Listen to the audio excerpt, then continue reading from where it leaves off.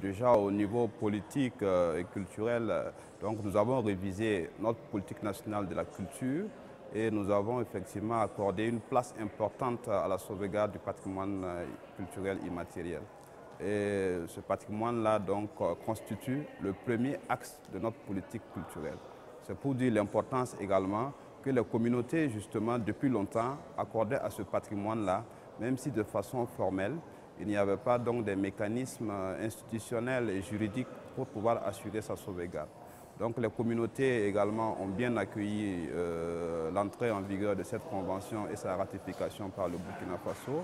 Et beaucoup d'initiatives se mènent justement pour mettre en œuvre des inventaires, pour mettre en œuvre également des mesures de sauvegarde et même, pourquoi pas, pour proposer des candidatures pour inscription sur les différentes listes. Pour nous, nous pensons que le patrimoine immatériel peut être une garantie pour le développement durable parce que la Convention quand même a pris le soin de baliser qu'est-ce qu'on peut appeler comme patrimoine immatériel. Voilà. Et lorsqu'on se réfère à l'article 2 de la Convention, notamment la définition, il y a un certain nombre d'éléments quand même dans nos cultures qu'on peut appeler des pesanteurs qui ne favorisent pas le développement durable. Et comme la Convention le dit, ces éléments-là ne sont pas considérés comme patrimoine culturel immatériel.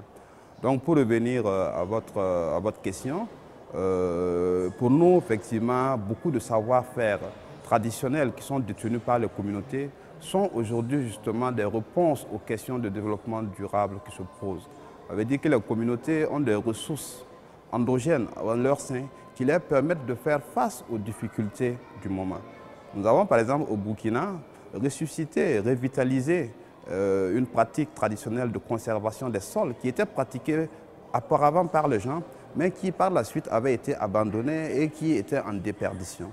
Et aujourd'hui, cette technique-là permet justement aux paysans qui sont au Sahel dans des zones arides de pouvoir récupérer des terres et de pouvoir avoir une production donc, agricole suffisante pour faire face aux besoins alimentaires.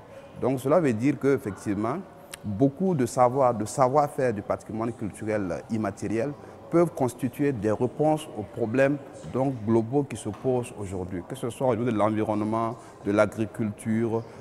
Nous avons des réponses voilà, à ce niveau-là.